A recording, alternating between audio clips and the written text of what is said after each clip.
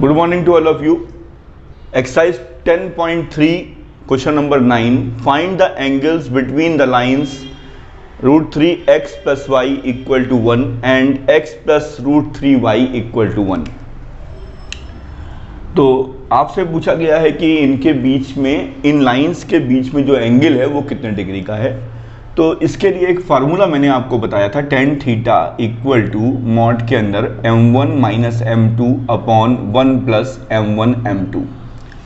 तो अब हम लोग ये कोशिश करते हैं कि m1 और m2 निकाल लेंगे, उसके बाद इस फार्मूले में पुट कर देंगे तो हमारा आंसर आ जाएगा. तो सबसे पहले हम लोग लाइन की इक्वेशन को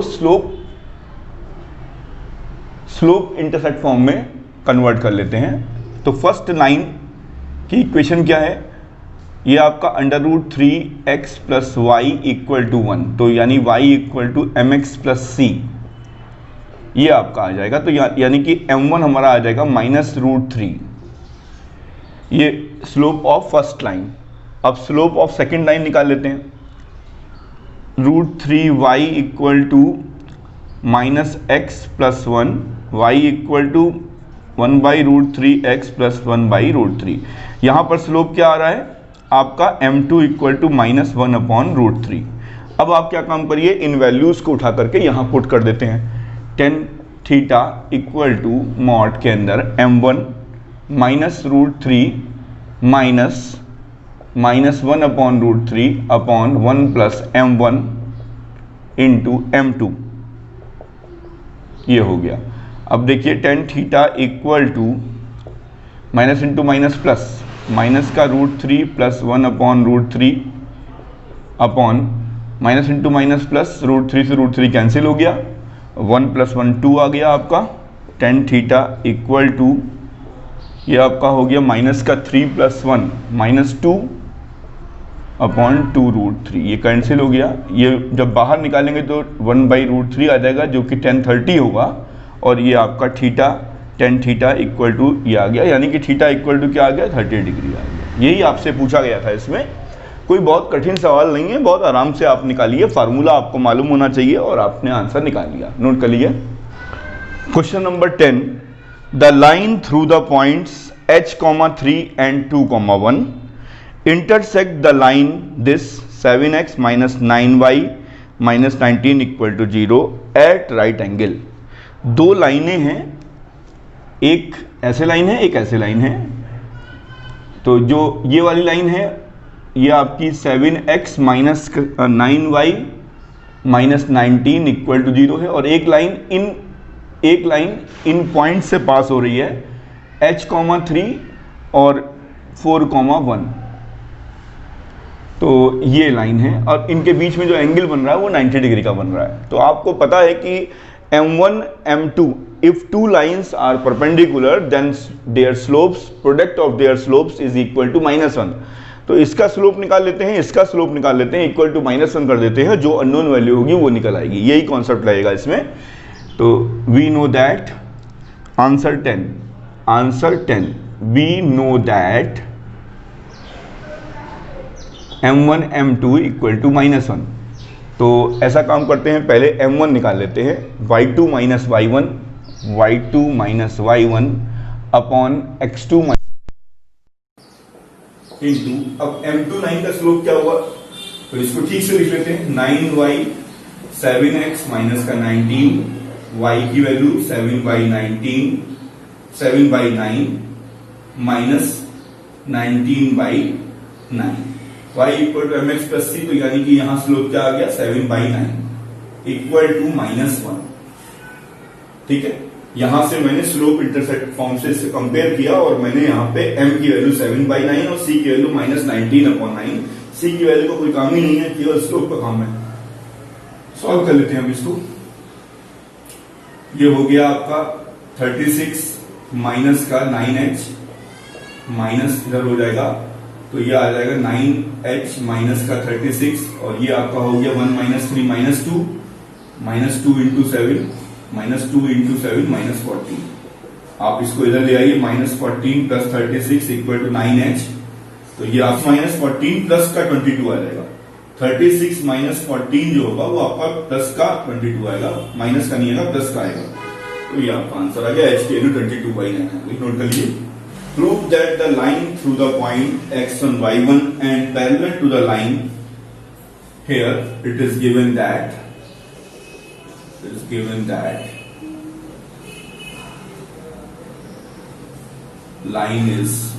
line ax plus by plus c equal to 0. Now the other line is parallel to line 1.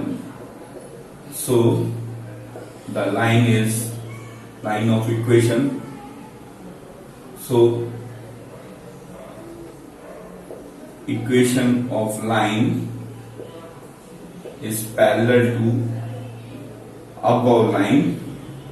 क्या हो जाएगा आपका, क्या हो जाएगा ये ax plus by plus k equal to 0। मैंने आपको बताया था, मैंने पैरेलल और परपेंडिकुलर दोनों के बारे में बताया था आपको कि आप ऐसे लिख सकते हैं। अब आपको पता है कि line 2 passes through the point x1 y1। अगर ये x1 y1 से पास हो रही है तो इसका मतलब ये इसको सेटिस्फाई करेगी। now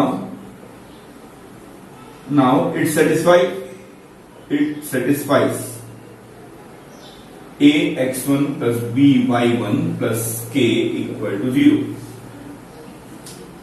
अब आप यहां से k की वैल्यू निकाल लीजिए।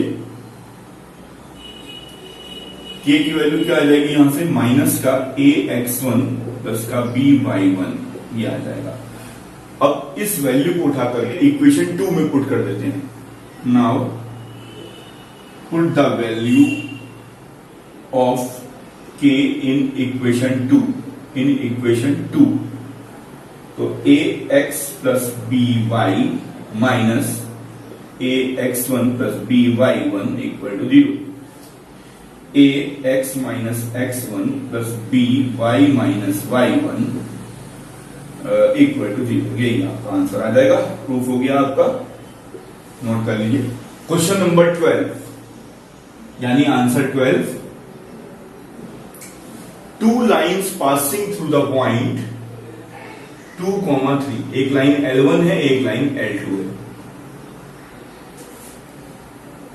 मान लीजिए लाइन L1 का स्लोप जो है वो m1 है और लाइन L2 का स्लोप मान लीजिए m2 है, और इनके बीच में जो एंगल बन रहा है वो 60 डिग्री का बन रहा है, दिया हुआ है। If slope of one line is 2, यानी कि ये m1 हो गया मेरा, m1 equal to 2। Find the equation of the other line. तो equation of the other line आराम से निकल आएगा। अगर उसका स्लोप निकल आएगा तो मैं इस लाइन से इस पॉइंट से पास करा दूंगा, यानी कि स्लोप 1 पॉइंट स्लोप फॉर्म लगा दूंगा तो मेरा आ जाएगा। सबसे पहला काम है मेरा कि जो है आपको दूसरा स्लोप निकालना। तो आपको पता है सभी को tan 60 डिग्री इक्वल टू होता है m1 मान लीजिए आपका 2 है, m1 आपका 2 हो गया क्योंकि गिवन है, m1 गिवन है। m1 minus m2 upon 1 plus m1 m2। अब आपका क्या हो जाएगा, tan 60 की वैल्यू होती है √3। अब यहां पर बच्चों को थोड़ा सा ध्यान से काम करना है क्योंकि यहां पर बच्चे बहुत गलती करते हैं। टेक पॉजिटिव और निगेटिव साइन। एक बार √3 को प्लस में ले लीजिए, 2 minus m2 upon 1 plus 2m2, और एक बार √3 को निगेटिव ले लीजिए। अब यहां से आप m2 की वैल्यू निकाल लीजिए और इधर से आप m2 की वैल्यू निकाल लीजिए। अब क्रॉस मल्टीप्लाई करने का काम आपका है, ये मैं आपको देता हूं, ये अपने आप कर लीजिएगा। m2 की वैल्यू 2 आ जाएंगी, तो यानी लाइन की दो इक्वेशन आएंगी। एक बार m2 की ये वाली वैल्यू को रखेंगे और एक बार m2 की वैल्यू इस वाली को रखेंगे। तो मैं सॉल्व कर दे रहा हूं, आपको बता दूंगा कितना आ रहा है। जब आप इसको सॉल्व करेंगे, ये पॉजिटिव साइन को लेके मैंने किया है और ये निगेटिव साइन को लेके किया है। माइनस √3 यहाँ निगेटिव है, यहाँ पॉजिटिव है। यहां से m2 की वैल्यू निकाल ली। अब उसने पूछा है equation of the other line, तो जाहिर सी बात है पहले मैं इस वाले के थ्रू निकाल देता हूं और फिर मैं लाइन की इक्वेशन इस वाले के थ्रू निकाल लूंगा। तो मैं आपको केवल समझा दे रहा हूं, आप लोग अपने आप कर लेंगे। Equation of case one, equation of other line. अब आप 1 पॉइंट स्लोप फॉर्म लगा दीजिए। Equation of other line y minus y1 क्या है आपका, पॉइंट दे रखा है आपको 3 equal to slope 2 minus root 3 upon 1 plus 2 root 3 x minus x1। अब आप इसको सॉल्व कर लीजिएगा, एक लाइन की इक्वेशन आपको मिल जाएगी। अब केस 2 पे आ जाएगी। Equation of other line y minus y1 equal to, अब की बात इसको रख लीजिए आप, minus root 3 plus 2 upon 2 root 3 minus 1 x minus x1। एक बार इसको सॉल्व कर लीजिएगा, एक आंसर आ जाएगा। एक बार इसको सॉल्व कर लीजिएगा, 2 लाइन की इक्वेशन आ जाएंगी। ठीक है, क्यों आएंगी? क्योंकि M2 हमारे 2 केस आ रहे हैं। Note it. क्वेश्चन नंबर 13 यानी answer 13, find the equation of the right bisector of the line segment joining the point 3, 4 and -1, 2। Bisector है तो इसका मतलब ये मिड पॉइंट निकालना पड़ेगा और आपसे इसी का ही इक्वेशन पूछ रहा है। ये मिड पॉइंट है हमारा, ये M मान लीजिए। आपसे पूछ रहा है कि यही इक्वेशन ऑफ लाइन CD, आपसे पूछ रहा है इक्वेशन ऑफ लाइन CD। सबसे पहला काम है M पॉइंट को निकालना। तो M पॉइंट क्या होगा, आप सभी को पता है, X, कैपिटल X मान लेता हूं मैं इसे और Y मान लेता हूं। X equal to M1 plus M2 upon 2 और Y equal to Y1 plus Y2 upon 2, यानी क्या आ जाएगा 2/2 1 और ये आ जाएगा 3। ये पॉइंट हमारा आ गया 1, 3। ठीक है, 4 प्लस 2 6, 6/2 3 पॉइंट आ गया हमारे पास। अब मुझे क्या चाहिए, इस लाइन का स्लोप चाहिए। अगर CD लाइन का स्लोप आ जाएगा तो मैं आराम से इक्वेशन को निकाल लूंगा। तो मैं पहले निकालता हूं slope of line AB। Slope of line AB क्या हो जाएगा, y2 minus y1, 2 minus 4 upon x2 minus x1 minus 2 upon minus 4 1/2। अब आपको पता है slope of line AB, slope of line AB into slope of line CD, slope of line CD equal to -1। दोनों का multiply जो है वो आपका -1 होगा, तो ये आपका आ जाएगा -2, यानी कि इस लाइन का CD लाइन का स्लोप आ गया M2 इक्वल टू -2। अब आप लोग इस लाइन की इक्वेशन बहुत आराम से निकाल सकते हैं। y minus y1 equal to mx minus x1। x1 क्या है आपका 1। बस अब आप इसको सॉल्व कर लीजिए। y minus 3 equal to minus का 2x प्लस का 2, इधर ले आइए 2x प्लस y और ये आपका माइनस का 5 इक्वल टू 0। नोट कर लीजिए। क्वेश्चन नंबर 14 यानी आंसर 14 पे बात करते हैं। Find the coordinates of the foot of perpendicular from the point, एक पॉइंट -1, 3 है, यहां से आपको ये कोऑर्डिनेट निकालने हैं, इसको फाइंड करना है आपको। और लाइन दे रखी है 3x minus 4y minus 16 equal to 0। तो बच्चों अगर मैं इस लाइन की इक्वेशन निकाल लूं जो -1, 3 से पास हो रही है और दोनों को सॉल्व कर दूं तो मेरा ये पॉइंट आ जाएगा। यही मुझसे पूछा गया है। तो मैं किसी तरीके से, और आपको पता है कि ये जो -1, 3 से जो लाइन पास हो रही है वो इसके परपेंडिकुलर है। तो मैंने आपसे कहा था कि equation of line perpendicular to given line, perpendicular to given line 3x minus 4y minus 16 equal to 0 given line, this is क्या होगा, मैंने आपको बताया था bx minus ay plus lambda equal to 0। तो पहले आप क्या काम करिए, बच्चे यहां थोड़ा सा कंफ्यूज हो जाते हैं। देखिए यहां पर b क्या है, -4 है, तो bx माइनस ay, a क्या है 3, y plus lambda equal to 0। ये आपकी परपेंडिकुलर लाइन आ गई। अब आपको पता है since -4x - 3y plus lambda passes through the point -1, 3. So this point satisfies the line.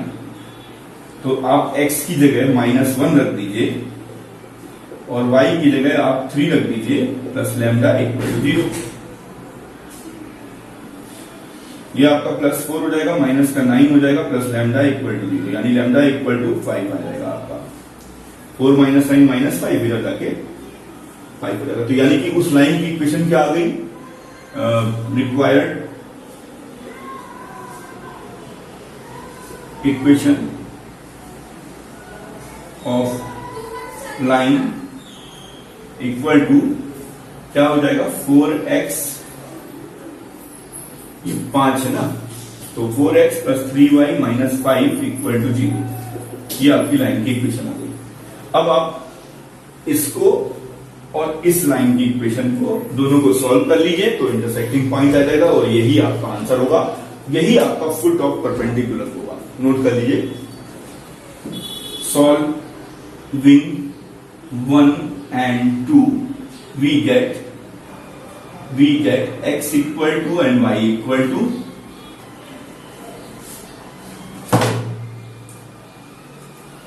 हमेशा ध्यान रखिएगा कि अगर कोई लाइन किसी लाइन के पैरेलल में है तो उसका मैंने आपको मेरे जो इंट्रोडक्टरी लेक्चर था मैंने आपको समझाया था। कुछ बच्चे क्या करते हैं? स्लोप निकालते हैं। स्लोप निकाल करके उसको उल्टा करके फिर 1 पॉइंट स्लोप फॉर्म लगाते हैं। वो करने की जरूरत नहीं है। अगर कोई लाइन है उसके पैरेलल लाइन खींचनी है तो ax + by + lambda equal to 0, और अगर कोई लाइन दे रखी है उसके परपेंडिकुलर लाइन खींचनी है तो bx - ay + lambda equal to 0। बस इसी कॉन्सेप्ट का यूज करिए और उसके बाद जहां से वो कह रहा है पास हो रही है पॉइंट, इस पॉइंट से पास हो रहा है, सेटिस्फाई करा दीजिए, लैम्डा की वैल्यू निकाल ली।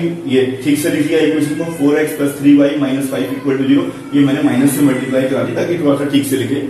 उसके बाद सॉल्विंग 1 and 2, जैसे ही 1 and 2 को सॉल्व करेंगे तो ये आपका इंटरसेक्शन पॉइंट आ जाएगा और यही इंटरसेक्शन पॉइंट ही हमारा फुट ऑफ परपेंडिकुलर होगा। Answer 15 the perpendicular from the origin to the line y equal to mx + c meet at the point -1, 2। यहां पे मिल रहा है find the values of m and c। तो इसका मतलब है कि ये जो लाइन है y equal to mx + c, इस पॉइंट को अगर मैं इस तरह दूंगा तो ये सेटिस्फाई करेगा। ठीक है, तो पहले ऐसा काम करता हूं, मैं ये नाम दे देता हूं, इसको pq नाम दे दो और इसको नाम दे दो ab। तो पहले स्लोप ऑफ लाइन ab निकाल लो, y2 - y1 upon x2 - x1, यानी कि -2 आ जाएगा। अब स्लोप ऑफ PQ क्या होगा? m होगा। तो आपको पता है slope of PQ into slope of AB equal to -1, -2 into m, इसका लाइन का स्लोप m है तो ये कैंसिल हो गया, m इक्वल टू 1/2 आ गया। m की वैल्यू 1/2 आ गई। अब आपको पता है कि since line PQ passes through the point -1, 2, तो आप लिख दीजिए y की जगह 2 रख दीजिए, m की वैल्यू तो खैर हमें -1 + c। ठीक है, m की वैल्यू मुझको पता है 2 है, m की वैल्यू पता है 1/2 है, तो y की जगह 2 रख दिया, m की जगह 1/2 रख दिया, -1 रख दिया x की जगह, और c की वैल्यू निकाल लेंगे यहां से। तो ये कितना आ गया आपका c - 1/2 इक्वल टू 2। तो c की वैल्यू आ गई 2 + 1/2 यानी कि 5/2। नोट कर लीजिए।